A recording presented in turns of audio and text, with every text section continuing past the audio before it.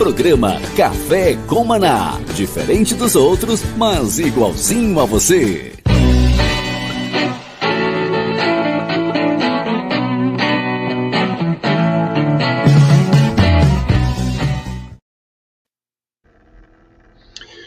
Graça e paz a todos que nos ouvem, a todos os nossos ouvintes do programa Café com Maná, Brasil, né? Em todo o Brasil, fora do Brasil também. Estamos no canal do YouTube Café com Maná e também na rádio Sara Brasil FM para todo o Brasil, né?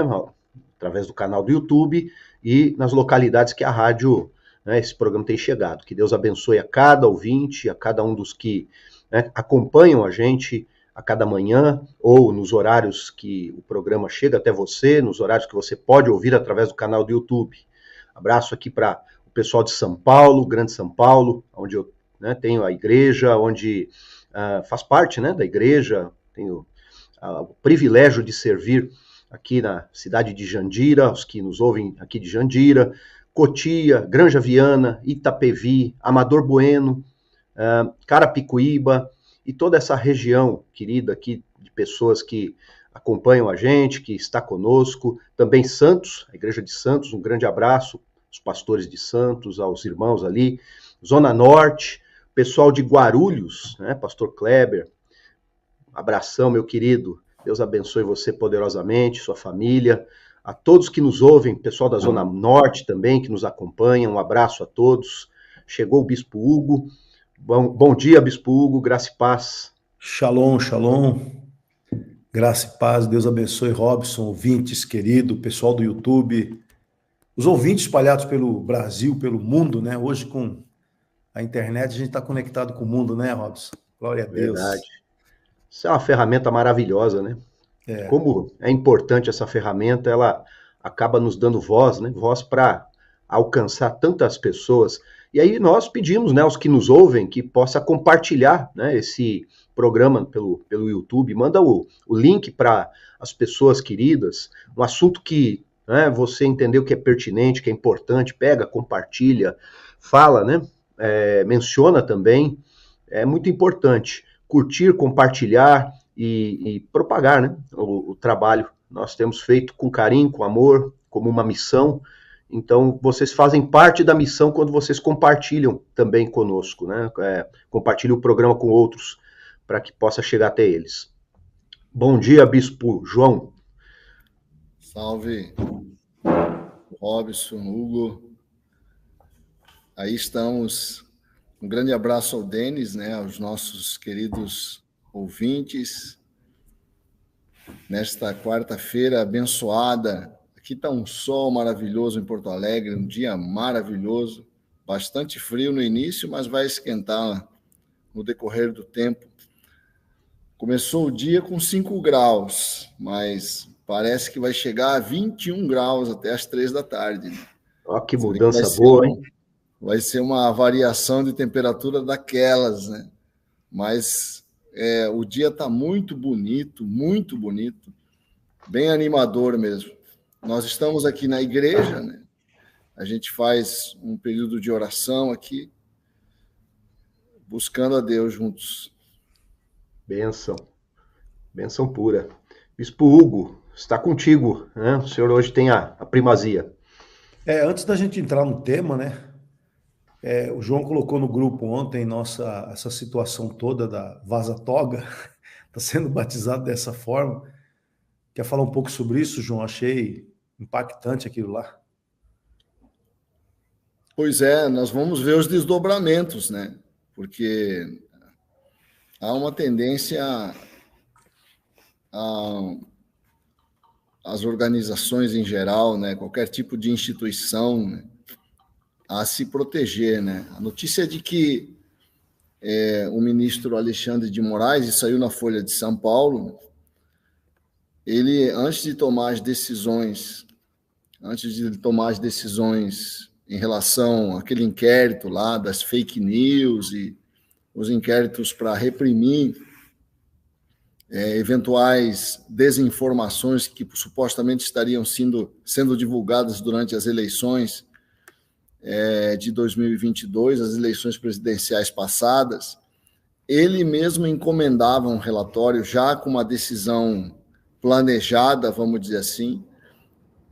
Tinha um setor de perícia no TSE e o juiz que trabalhava para ele, ligava para esse setor e falava: o relatório tem que sair assim e assim, tem que constar isso e isso. Quer dizer, era uma prova, vamos dizer assim, à la carte, né? E o cardápio era feito pelo próprio julgador, né? O julgador definia como é que a prova iria ser produzida, e ela aparecia nos autos como algo espontâneo, que aquele setor de investigação produziu. E isso, de uma certa forma, se todas as suspeitas se confirmarem, né, você verifica aí algo muito parecido com o que aconteceu na Vaza Jato. A mesma circunstância da Lava Jato, em que havia uma combinação do juiz com o promotor, né, que assim, vamos dizer assim, é a acusação que fazem contra a Lava Jato, né. Acontecia algo parecido nesse inquérito com o ministro Alexandre de Moraes, né? Ele mesmo encomendava a prova, ele mesmo julgava, ele mesmo dizia como é que a prova teria que ser produzida. Se tudo isso for real, nós estamos ainda esperando os desdobramentos. O que nós temos são as notícias da Folha de São Paulo, né? Foi a Folha de São Paulo que divulgou, mesmo um repórter americano, aliás, né? O mesmo repórter que fez a reportagem da Lava Jato está fazendo essa, por coincidência, né?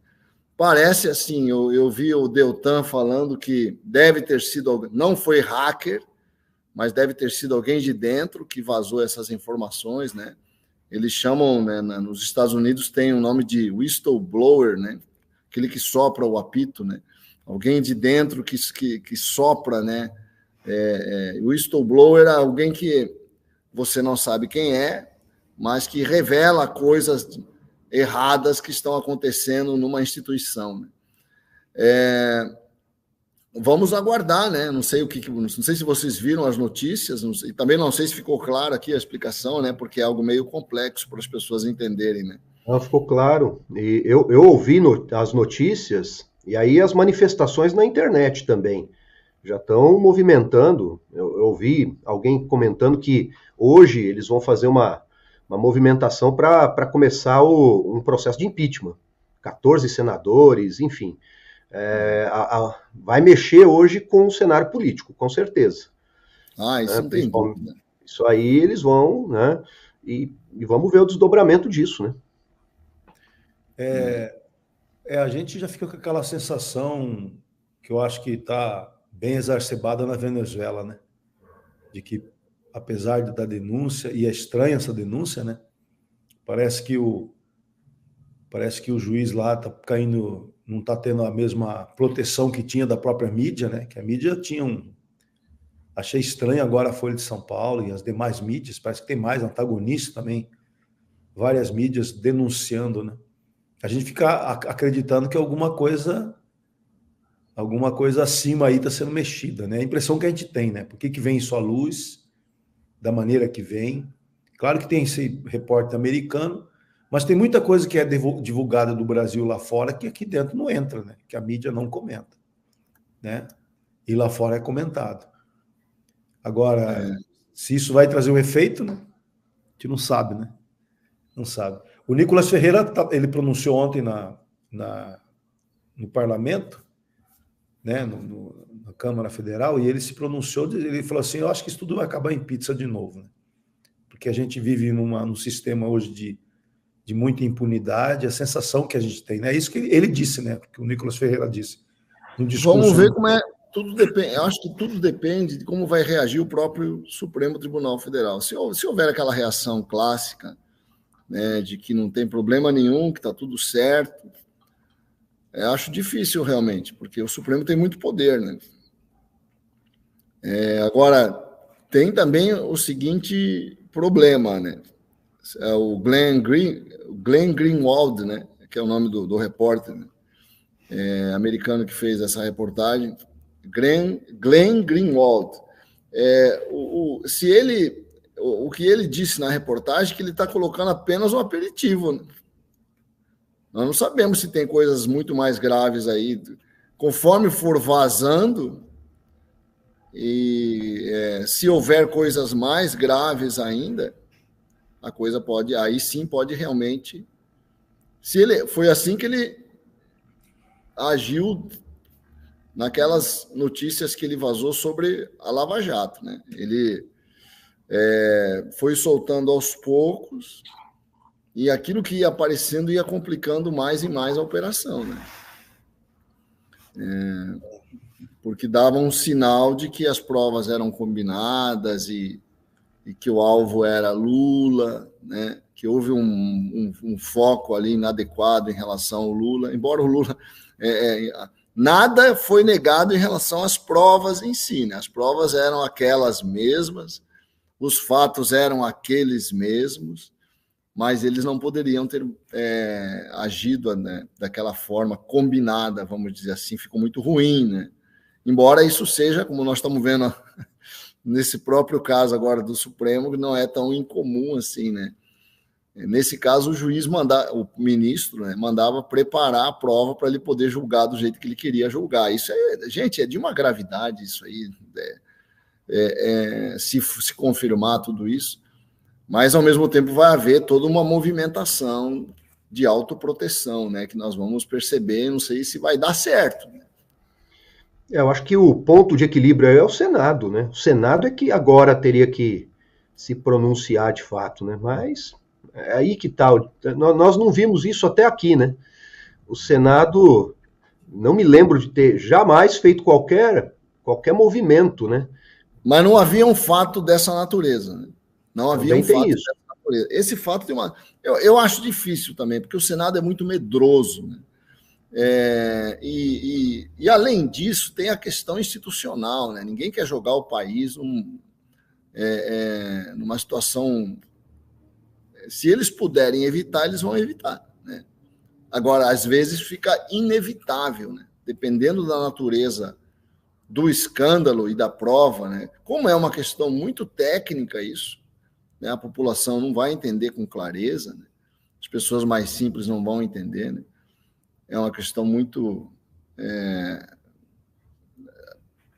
Não é difícil você dar uma enrolada, né? Para a maioria da população, né? Então, vamos ver, né? Vai depender muito da postura da mídia, da reação popular. Essas coisas é que o Senado costuma ser sensível. E coincidentemente, né, eu não sabia de nada disso, o tema de hoje é a obra do Espírito Santo e a justiça divina. Nós falamos ontem do Espírito Santo, né, na ação do Espírito, da obra do Espírito, e foi muito bom, né? Eu gostei muito ontem. Quando fala do Espírito Santo, a gente sempre gosta, né? E falamos das nossas experiências, etc. E eu gosto muito da passagem do Evangelho de João, que quando Jesus fala da missão do Espírito Santo, quando ele vier, convencerá, né? Ontem eu comentei sobre isso, que a missão do Espírito é dobrar o homem, né? É tirar do homem as convicções erradas, fazer com que o homem desista de crenças que o levam a errar o alvo, a ter falhas em sua vida, a pecar. Né? E a Bíblia diz que ele convence o mundo do pecado e logo depois fala da justiça e depois fala do juízo. Quer dizer, eu queria muito conversar, inclusive você vê agora, né? Nós estamos falando de justiça humana. Ela é falha, ela tem deficiências. Mas nós cremos em uma outra justiça. Nós temos um entendimento de que nós temos, sim, que respeitar a justiça do país que vivemos, né? Temos que nos submeter àquilo que o país determina na sua Constituição, na forma como as autoridades determinam, baseados na Constituição. Mas nós, na verdade, temos o respeito e a pauta da nossa vida, né? As atitudes, as decisões, o comportamento, e principalmente a prática de vida está muito baseada nessa justiça divina. Por isso que quando o homem é convencido do pecado, ele é convencido que ele não está errando apenas contra pessoas, ele não está errando apenas contra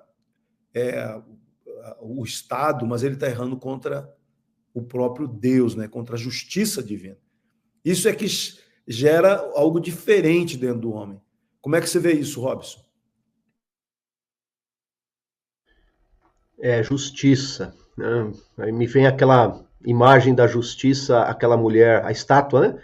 A mulher com a venda nos olhos. Essa é a justiça humana. Ela é cega, vamos colocar assim, né? Se tem a venda nos olhos, não enxerga. Ela precisa levantar evidências, né? Ela precisa de fatos. A justiça de Deus enxerga tudo. A justiça de Deus, ela vê o comportamento, mas mais do que o comportamento, as motivações. Deus, ele sonda corações. E a justiça de Deus é perfeita. Deus interfere, Deus, ele faz justiça, seu trono é baseado em justiça. Eu estava procurando aqui, até porque esse assunto, por exemplo, que nós estamos falando lá, dos fatos que foram noticiados ontem, me trouxe à memória aqueles conceitos da verdade, né? Porque a justiça de Deus, ela é baseada na verdade. A justiça humana, nem sempre. Né? Ela vai ser muito mais legalista, né? Ela está envolvida na ideia de leis. O Bispo João colocou uma vez para nós, achei isso interessantíssimo, explicando exatamente a Lava Jato, né? Por que certas coisas são do jeito que são. Né? Eu me lembro bem que ele colocou de uma batida policial, ainda que encontre drogas numa casa, se aquilo não for feito dentro da legalidade, se não tiver um mandato para entrar naquela casa, tudo pode ser anulado. Quer dizer, ainda que tenha fatos, ainda que seja fato aquilo que está ali, pode ser anulado. Mas a justiça de Deus não. A justiça de Deus é diferente. Então eu vejo que o Espírito Santo que convence, ele está trabalhando nessas bases da justiça. Ele está mostrando, ele está revelando, ele está trazendo o homem para uma outra realidade. O Espírito Santo trabalha com esses princípios. A justiça é um princípio que ela é utilizada pelo reino de Deus. O reino de Deus é baseado em justiça. Eu estava buscando os critérios, olha só que interessante sobre verdade, né? Critério da evidência, que aí entra aquela questão de dedução, evidências, elas traz à luz, né? Não tem como negar evidências. Critério de utilidade, isso tudo para definir verdade, tá? Critério da prova, né? Aí entra conhecimento científico, a prova científica, tudo isso para quebrar a ideia de opinião. Verdades não são opiniões. Não pode entrar nessa esfera, né? Nós temos que entender isso. A minha opinião sobre o assunto, não. Verdade é diferente. E Deus trabalha com a verdade. A justiça verdadeira tem uma base, a verdade. João, a justiça traz consolo para a gente que vive na injustiça? Como é que você vê isso? Já que você é um homem que hoje você, há anos, né? Você está com mais de 30 anos já, né, mano? Mexendo com essa área na tua vida. Misericórdia, hein? O tempo voa, né? Ontem eu estava conversando, João, com o nosso primo lá de Porto Murtinho, Silvio. Não sei se você lembra dele. Silvio dos Santos Gonçalves Neto. Querido demais ele, né? Ele estava na fazenda, ele está com 68 anos, é mole? Eu falei, meu Deus, a gente era jovem no passado. Então, a gente que vive, João, essa realidade da injustiça, né? A justiça divina, porque Jesus fala, buscar em primeiro lugar o reino e a sua justiça. A justiça do reino é relevante para Jesus. Como é que você vê isso? Eu acho que é importante dizer mais uma o que é a justiça, né? Porque entre as chamadas virtudes cardeais que as pessoas falam, né? Desde a antiguidade, mesmo a igreja fala também nas virtudes cardeais, né? Que são a justiça é uma delas, é uma das virtudes que a gente tem que cultivar na vida, né? Que são as virtudes que vão nos trazer uma vida boa, uma vida agradável, né? Você ser temperante, você ser corajoso, você ser sábio, né? Que é a prudência, né? Que é uma virtude a ser cultivada. A prudência é uma virtude na área das decisões, né? Você saber escolher bem tomar boas decisões, né? Você precisa de prudência. A palavra prudência na antiguidade significa sabedoria, não significa cautela, né? Com o passar do tempo ganhou esse senso de cautela, né? Mas, na verdade, prudência é decidir bem. O prudente é aquele que decide bem. Por isso que ali em Mateus capítulo 7, Jesus, quando fala do homem prudente, né, que edificou a sua casa sobre a rocha, é aquele que decide de acordo com a palavra de Deus, né, em obediência à palavra de Deus. Né? A rocha é o que dá a prudência a esse homem. Né? E então, são 4 virtudes cardeais, né? A prudência, que é a sabedoria, a temperança, que é o autogoverno dos teus desejos, né? Você governar bem os teus desejos para que eles estejam ao teu serviço e não ao contrário. A coragem, né? Que é você enfrentar tudo que for contrário à realização dos teus alvos, né? do teu projeto de existência. E a justiça, que é a maneira como eu devo tratar as pessoas. A justiça está muito relacionada à maneira como eu trato o outro. A justiça é dar a cada um o que ele merece. Tanto que a gente fala que, graças a Deus, Deus não exerce justiça contra nós, né? Deus não nos dá o que merecemos, né? Deus não nos trata como nossos pecados merecem, diz o Salmo 103, né? Porque se Deus nos tratasse com inteira justiça, nós estávamos perdidos. Deus nos trata com misericórdia, né? Com amor, graças a Deus, né? E nesse sentido, a justiça é muito importante, né? Porque é a justiça que vai me ensinar como é que eu tenho que tratar o meu pai, como é que eu tenho que tratar o meu líder, como é que eu tenho que tratar o meu semelhante, o meu vizinho, o meu próximo. Existe uma maneira correta de eu tratar as pessoas. E essa maneira correta de tratar o outro é que a palavra de Deus chama de justiça, né? Quando pede que nós andemos em justiça, significa que eu devo tratar o meu semelhante com o respeito que ele merece, né? Eu devo tratar uma autoridade como uma autoridade, não como eu gostaria de tratar, ou como meu coração manda.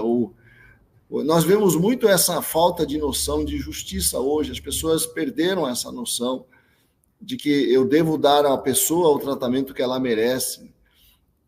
Então, nesse sentido e também tem a justiça que a autoridade exerce, né?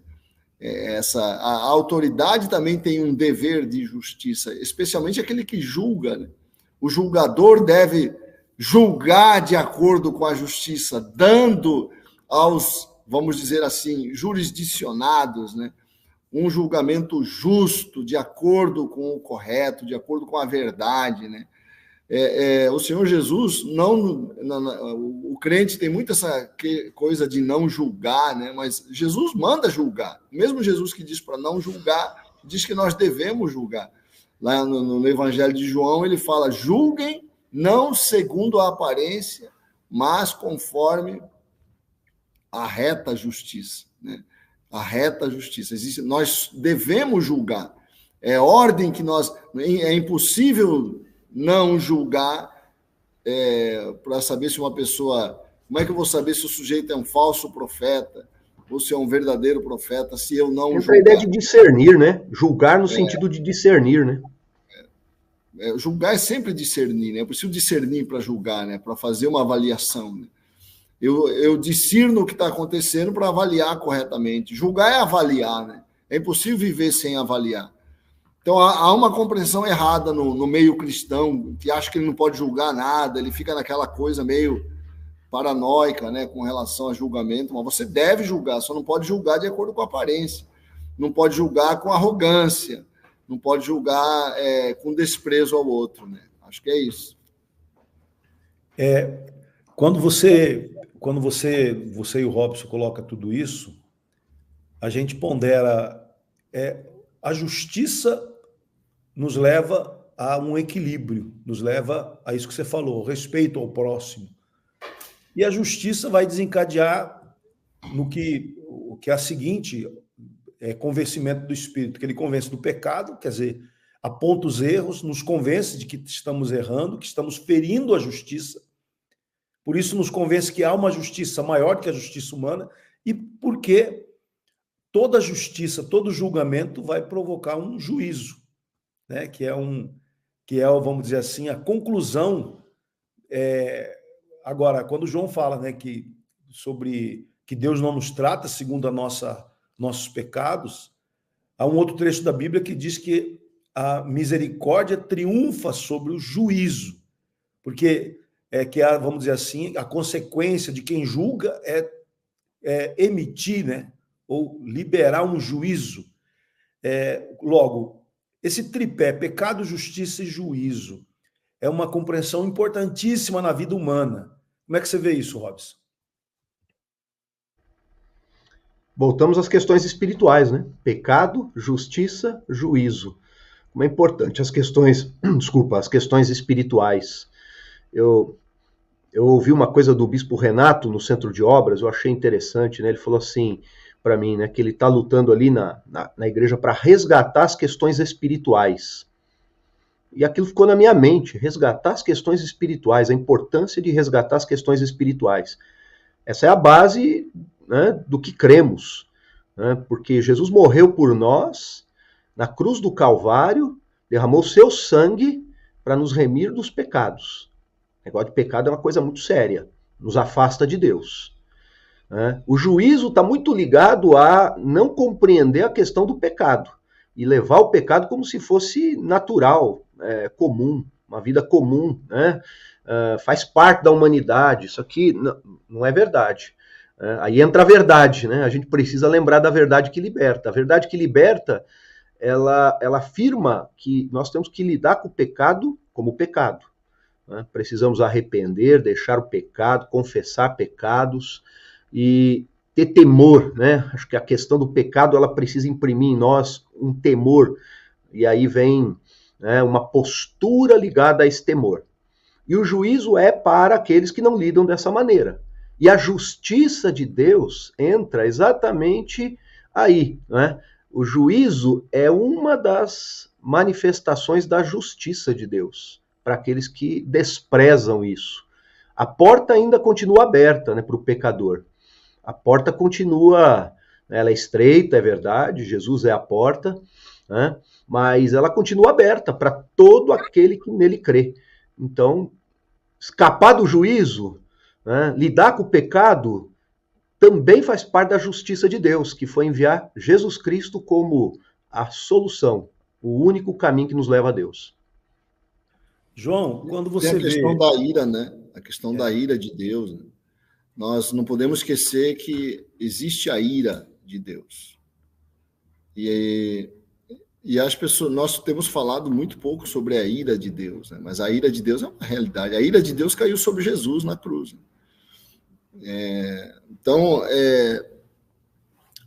Só que a ira de Deus, quer dizer, essa indignação, né, contra o mal, né? A ira de Deus não é como a nossa, né? Muitas vezes a gente se ira quando o nosso orgulho é ferido. E a gente quando a gente pensa na ira de Deus, nós pensamos na nossa ira. Mas a ira de Deus é diferente. A ira de Deus é uma reação santa contra o mal, né? Não é emocional, né? Não é emocional. A nossa ira pode ser pecado, né? Pode ser infelizmente, não sei se a reação de Deus não é emocional, né? Ela não é apenas emocional, ela não é governada, vamos dizer assim. Ela não é uma coisa fria, indiferente, né? Eu acho que ela tem um componente de emoção, né? Mas não é uma emoção que distorce a justiça de Deus, entendeu? Deus se ira, mas ele não peca, vamos dizer assim, né? Ele não reage excessivamente por conta do fato dele estar irado, né? Mas o que suscita a ira de Deus é o pecado, né? O pecado é algo muito grave, né? Senão Jesus não teria morrido daquela forma. Para Jesus ter que morrer, né? O pecado quebra uma ordem muito fundamental, né, no universo. Eu sempre digo que tudo obedece a Deus, menos o homem, né? A lua obedece, o sol obedece, o universo obedece, as estrelas obedecem a Deus. No livro de Jó fala que ele conhece cada uma pelo nome, né? Então, nada, tudo obedece a Deus. Mas o homem não. O homem ele coloca uma resistência à vontade de Deus no universo. Ele quebra a ordem do universo. E essa ordem é restaurada pelo sacrifício de Jesus na cruz, de uma maneira que a gente não consegue alcançar completamente. Né? A gente não consegue alcançar, né? Mas a gente pode perceber que é algo muito grave. Né? Embora eu não sinta essa gravidade emocionalmente, vamos dizer assim, né? Não pareça tão grave aos nossos olhos, é muito grave. Né? E eu devo entender isso olhando para a necessidade da cruz. Né? Se a cruz é necessária e é a única saída, porque Jesus fala, se puderes, passa de mim este cálice. E não foi possível passar. Quer dizer que era a única saída, era a cruz do Calvário. Jesus morrer daquela forma para lidar com o pecado. Eu não posso ser irresponsável com o pecado. E isso que suscita a ira de Deus. Né? Essa minha total indiferença com o pecado. Só para lembrar aqui, tem um pessoal querido que está aqui com a gente, a Thaís. Eu não sei se é Michel. É Michel? Thaís Michels? Thaís Michels. Michels, isso. O Zimmer, a Sinara Magueta, a Fabiane Bétio, Nara Martins, Marco Diel, Barbearia Dom Rafael, né, lá de Maringá, de Maringá, né? Fabiane Bétio, a Elis Capelletti, que é de Porto Alegre também, Maria Catarina, e a Maria do Socorro, Maria Rodrigues, e também está o Rômulo, e a Maria e o Omar. O Omar acabou de entrar ali. Bom dia, Omar. E a Maria tem vários comentários, né?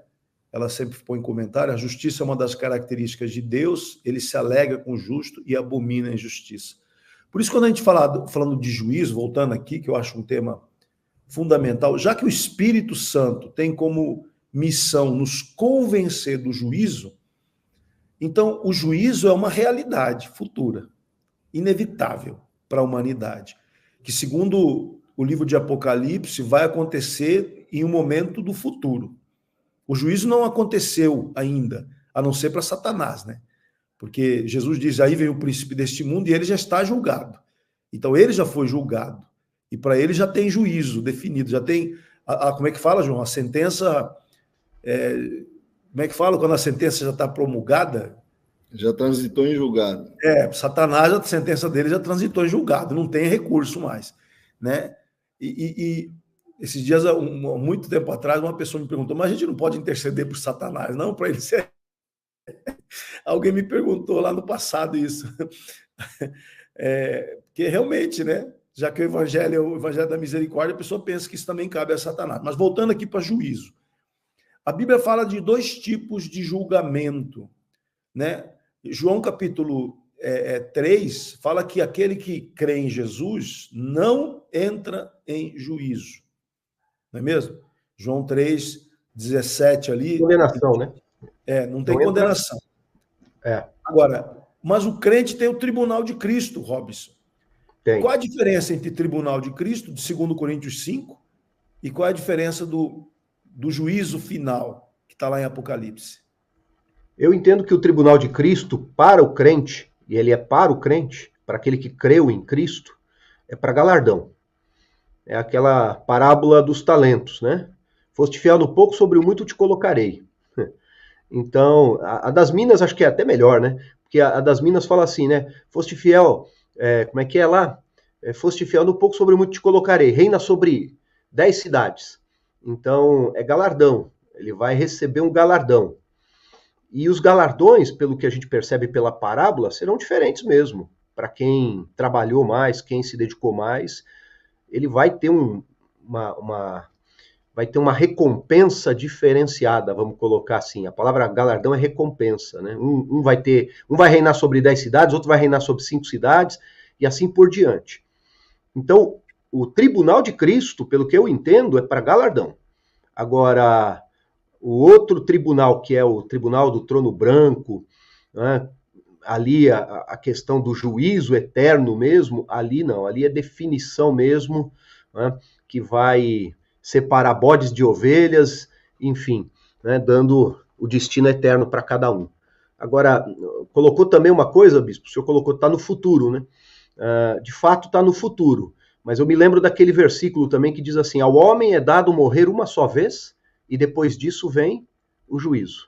Então, para quem parte, ele já entrou em juízo, seja para uma situação ou para outra, né? Seja para a vida eterna com Deus e receber a recompensa eterna, ou para, infelizmente, né, para a condenação eterna.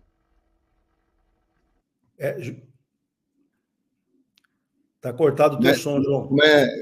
Explica melhor isso, Robson. Como é que se define? Ele já entra em juízo de que forma? Céu e inferno. Ele entra, né, ou ele vai estar com Cristo para sempre, ou ele vai estar condenado para sempre. Eu não considero uma parábola. Tá? No momento em que ele morre, ele já vai para o inferno? Eu entendo assim. Eu entendo que é desse jeito. É aquela. Eu não acho que é parábola, tá? Não é um lugar em que ele espera o julgamento? Não tem. Como é que chama lá? Os católicos que falam, né? O purgatório, né? Mas o purgatório para o católico é condenação, né? É intermediário, pode dar uma escapada, mas não tem purgatório, não. Eu não creio assim. Eu creio no que está escrito naquela parábola do rico e de Lázaro, que um se encontrou assim que morreu no Hades, né? No Sheol, grego e hebraico, né? Sheol no hebraico, no grego é Hades, que é inferno, né? Lugar de tormento no português. E o outro estava no seio de Abraão, né? E aquela fala um parábola, mas para mim não é uma parábola, porque Jesus nomeia o justo. E é por causa de um versículo em Provérbios que fala que a memória do ímpio não vai ser lembrada. Então não importa o nome do rico, importa o nome do justo. O justo se lembra, Lázaro, que estava no seio de Abraão, que conversa, né? Aquela que Jesus fala. Para mim aquilo estava acontecendo, é uma impressão minha, tá? Aquilo deveria ter acontecido naqueles dias, igual o acidente que houve, né? Que a gente viu, agora está relatando o tempo todo no noticiário do avião que caiu, que é uma tristeza muito grande. Eu acho que deveria ser um fato conhecido ali de alguém muito importante que tinha morrido na região, e Jesus estava contando em forma de parábola, mas é uma percepção minha, tá? Um entendimento meu. E era um fato, né? Ele estava revelando algo do mundo espiritual. Eu tenho uma visão diferente do Robson, né? Eu creio que o Hades é o lugar de espera. Porque o juízo está no futuro, para mim, porque está aqui em Apocalipse capítulo 20, quando ele fala... Paraíso é um lugar de espera também. Hein? O paraíso é um lugar de espera também, porque nós seremos... A diferença é que o lugar de espera do justo é no paraíso, o lugar de espera do ímpio é no Hades, né? Então, mas não deixa de ser tormento, né? Essa é a questão. Eu entendo onde o senhor vai chegar. Eu também creio assim, que o inferno vai ser lançado no lago de fogo e enxofre. É o que está escrito. Vai ter um lugar pior, né? Para aqueles que estão condenados. Mas não deixa de ser juízo, né? Condenação, a minha percepção, né? Ir para um lugar de tormento. Quando está em Apocalipse 20, 11, diz: vi um grande trono branco e aquele que nele se assenta, de cuja presença fugiram a terra e o céu, e não se achou lugar para eles. Vi também os mortos, grandes, pequenos, postos em pé diante do trono. Olha só que coisa. Então se abriram livros, e ainda outro livro, o livro da vida, foi aberto, e os mortos foram julgados, segundo as suas obras, conforme que se achava escrito nos livros. Deu o mar os mortos que nele estavam, a morte, aqui a morte é o Thanatos, né? E o além entregaram os mortos que nele havia, e foram julgados, um por um, segundo as suas obras. Então, a morte e o inferno foram... A morte e o Hades foram lançados para dentro do lago de fogo, né? Esta é a segunda morte, o lago de fogo. E se alguém não foi achado inscrito no livro da vida, esse foi lançado para dentro do lago de fogo. Então, por isso que você vê que o Hades vai ser lançado no inferno, né? Então, por isso que eu acho que o Hades ele é um lugar, não é um purgatório, mas porque purgatório é um lugar de purificação para a pessoa poder ir para o céu. Tem que considerar que a linguagem é profundamente simbólica, né? A rigor a gente não tem certeza exatamente do que está sendo falado, né? Até porque o Hades é um deus grego, né? O Hades é o deus do subterrâneo, né? É um deus da mitologia grega, né? Então, o que exatamente o texto está se referindo é um mistério para nós, em certo aspecto, né? Inclusive, o lago de fogo e enxofre é, obviamente, uma linguagem simbólica, né? Para descrever algo muito ruim, né? O fato de ser simbólico não significa que seja bom, né? E, não, então é simbólico, que bom, pensei que fosse verdade. Não, é um simbólico para mostrar que é uma linguagem sobre algo que está no sobrenatural, para que nós que estamos neste mundo natural possamos compreender, né? Porque, na verdade, está saindo um pouquinho do assunto, mas é um assunto interessante. Quando Jesus fala de condenação eterna, Marcos capítulo 9, verso 43, se a tua mão te faz tropeçar, corta, pois é melhor entrares maneta na vida do que tendo as duas mãos ires para o Geena, ou Geena. Ele não usa Hades, né? Ele não fala de Hades, ele fala Geena. Então, toda vez que Jesus fala de condenação eterna, né, ele não usa o termo Hades, ele usa Geena. Que é uma linguagem simbólica também. Né? Sim, simbólica, que era o vale do Inom, que ele não se apagava. É o lugar que havia um fogo constante para queimar, né, para queimar os dejetos lá. O lixo. Mas o que eu quero dizer, João, é que quando Jesus... Era o lugar do lixo em Jerusalém, né? Geena era o lugar em que ficava o lixo em Jerusalém. Estava queimando e havia um fogo que queimava aquele lixo. Por isso que ele fala, quando o fogo o verme nunca morre, fogo nunca apaga. Nunca se apaga, porque era essa condição do lixo. Mas o que eu quero dizer, João, é porque é interessante essa diferença de Hades e Geena, tanto que o Hades vai ser lançado nesse lugar, né? Então, eu acho que a separação aqui está definida. Mas voltando aqui para o nosso assunto, que senão a gente vai falar aí de outra coisa, né?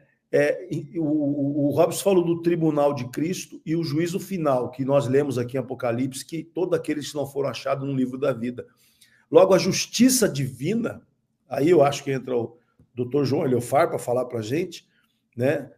Por quê? Porque a justiça aqui está dizendo que, já que tem aquele que não foi achado no livro da vida, e essa justiça que foi conquistada na cruz do Calvário por Jesus,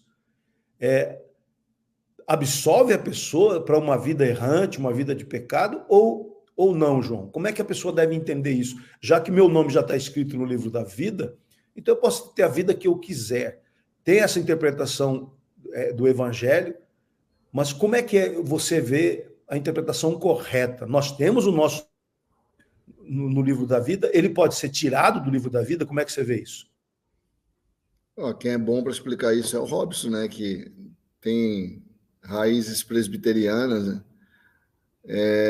Mas o calvinista não vai dizer que é assim, né? O calvinista diz que se a pessoa se converte e continua levando uma vida de pecado, na verdade, essa pessoa não se converteu.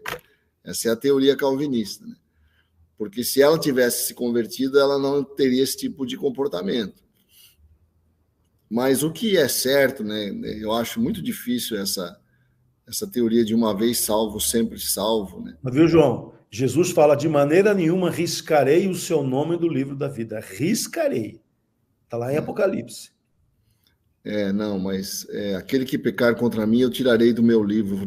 Deus falou para Moisés, né? Quando Moisés fala, risca o meu nome do livro, do teu livro, e aí Deus fala, aquele que pecar contra mim, eu tirarei do meu livro.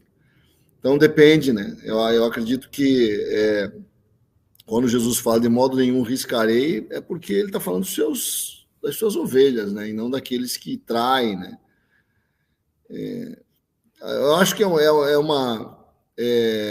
quando você lê o livro de Hebreus, né? Quando a palavra em Hebreus fala por 2 vezes da pessoa que se desvia, né? De uma forma muito severa, né? Deixando muito claro que essa pessoa vai se perder. Acho que é um dos textos mais difíceis para os calvinistas que sustentam, né, a perseverança dos salvos, né, que uma vez salvo, sempre salvo, que não tem... Né? Não há dúvida que se você tiver uma fase crítica na tua vida, você, às vezes, se afasta um pouco do evangelho, comete alguns erros, Isso acontece com todas as pessoas, mas ninguém desiste de Deus, ninguém desiste da caminhada, ninguém trai, né, a jornada, ninguém trai a Jesus, né? Agora, quando eu dou as costas para Deus, nós temos casos, por exemplo, de aquele Michael Shermer, né, que é um ateu, um dos ateus mais famosos nos Estados Unidos, militante, né? Ele tem toda programas para tentar provar que Deus não existe. Esse cara era crente, ele fala, eu era crente, nascido de novo. Tem um outro que era pastor, crente, eu esqueci o nome dele, acho que é Dan, não sei o quê. Era crente, nascido de novo. Hoje o cara é ateu militante. Ele prega contra a fé. Eu acho muito difícil você dizer que essa pessoa permanece no livro da vida, né? Porque a pessoa deu as costas, se rebelou contra Deus e se voltou contra o Evangelho. Começou a pregar contra o Evangelho. Então, acho muito difícil sustentar que essa pessoa é salva e sempre salva. O Robson deve entender melhor que isso, que ele é originário dessa doutrina, né? Ele me colocar no fogo. Olha, eu acredito realmente que a pessoa que é salva é uma obra redentora. Essa pessoa, ela vai viver aquilo que Jesus disse. Passou da morte para a vida, não entra mais em condenação. Eu acredito nisso. E aí não fere nem o que o arminiano crê, nem o que o calvinista crê. Eu entendo que é difícil para nós, seres humanos, identificar quem verdadeiramente é salvo.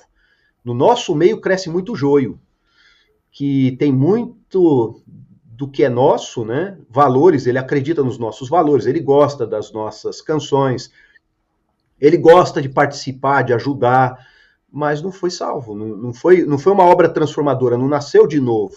Aprendeu a religião, pode até ser sei lá, né? Foi ordenado pastor, foi ordenado alguma coisa assim, porque eu entendo que quem foi transformado e nasceu de novo, por isso a certeza de Jesus falar essas coisas. O que Deus falou para Moisés, a gente tem que lembrar que foi numa época em que a lei era a fonte que ditava as coisas. E quando Jesus vem, ele traz a graça e a salvação. Então ele muda isso completamente. Até a gente sabe disso, está escrito isso, né? Acho que é João que fala, né? Que por Moisés veio a lei e por Cristo veio a graça. Então eu creio realmente que uma pessoa transformada pelo Evangelho, nasceu de novo, que é a expressão que Jesus usa para Nicodemos, essa está salva. Mas está salva não é que ela não vai escorregar, errar, ela arrepende, ela pede perdão, a graça opera nela, eu creio nisso, e eu creio que ela se mantém firme, ela luta, né, no sentido de lutar pela sua salvação, ela batalha a batalha da fé, ela se esforça, porque tem tudo isso, mas isso tudo partindo do ponto que ela nasceu de novo, que houve uma obra transformadora na vida dela. Esse pastor que eu falei, o nome dele é Dan Barker. Ele foi pastor, ele é compositor e músico na igreja. Ele compunha músicas, ele é pastor. Hoje ele é um ateu militante, ele prega contra a fé. Você vê que acho um pouco complicado você dizer que essa pessoa nunca teve uma experiência com Deus. Não, ele renegou a experiência. Ainda pode não ser o novo nascimento, né? Ele pode ter tido contato, até se envolveu. O que diz lá o autor de Hebreus, né? O autor de Hebreus fala que, como é que é a expressão que ele usa lá, né? Que conheceu, deixa eu pegar aqui o texto, estou com a Bíblia aqui do lado, mas Hebreus 11, não, Hebreus 10, é isso? É 10, acho que é 10, outra passagem acho que é 3. São duas passagens, né? São duas passagens em Hebreus, né? A Gisela diz uma coisa muito interessante, ela diz que a graça depende do arrependimento do homem para ela entrar em ação. A graça não age sem o arrependimento, né? Agora, claro que a graça para nos salvar, porque se você for ver o que nos salvou, nós ouvimos a mensagem e nós deixamos aquela mensagem chegar no nosso coração. Ela teve uma reação pessoal. Né? Mas aí, essa posição da Gisela não é calvinista, né? Não é calvinista.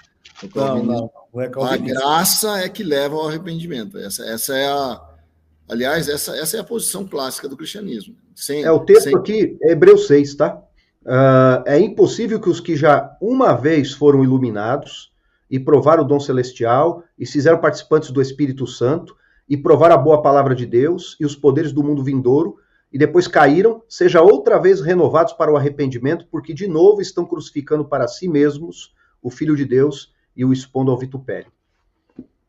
É isso que eu queria encontrar. Realmente aqui, ó, iluminados, provaram o dom, fizeram participantes do Espírito Santo, provaram a boa palavra de Deus, os poderes do mundo vindouro. É muita coisa, né? Para o cara cair, né? Provar tudo isso e depois cair é um negócio complicadíssimo, né? Agora, som, João, som. Tá sem som.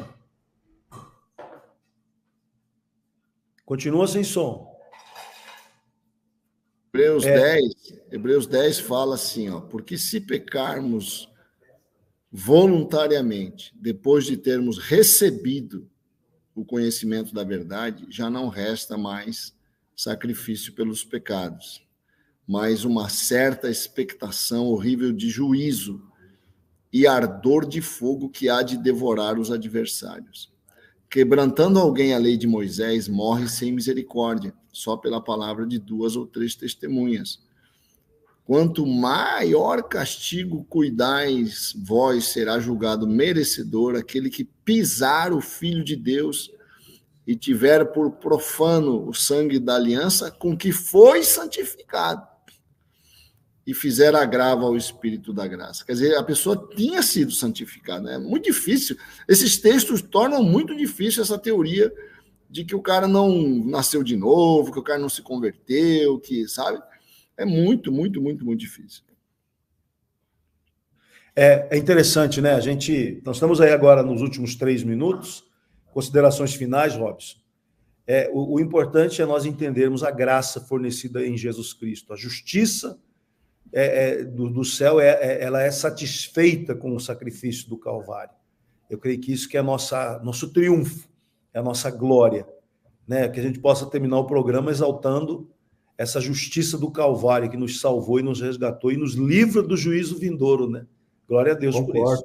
É um privilégio, né? Vamos ser honestos, né? A gente é privilegiado pelo que Cristo fez por nós, o evangelho que nos alcançou. Nós temos que levantar toda manhã e sabe, agradecer a Deus de forma única e dizer, Senhor, muito obrigado, porque, acima de tudo, eu fui salvo. O sangue de Jesus me purificou. A obra do Espírito Santo me transformou, me convenceu.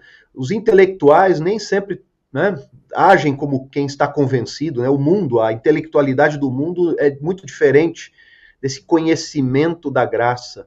Então, olha, agradece a Deus, você que foi alcançado pela salvação junto conosco, né? Agradece todos os dias a Jesus toda a honra. Parece que houve um enfraquecimento, né, na convicção sobre o juízo, né, na nossa geração, né? E se você não tem noção do juízo, você vai falar pouco sobre salvação, né?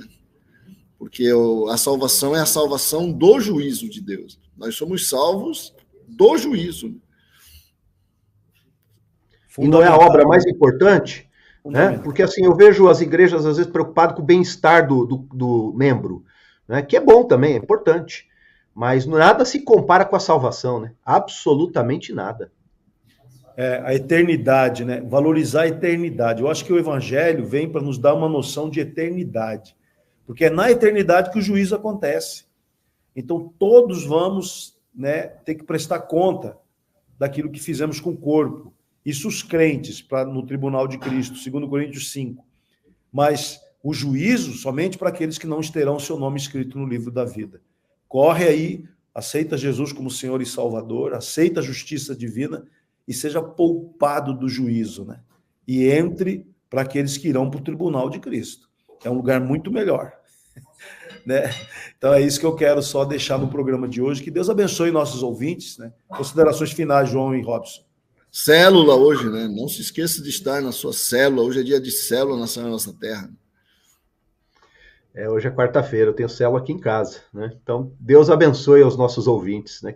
Abraço aí a todos, obrigado aos comentários da Maria, do Socorro. Obrigado, Denis. Um grande abraço a todos e Deus abençoe. Um abraço. Abração a todos. Programa Café com Maná. Diferente dos outros.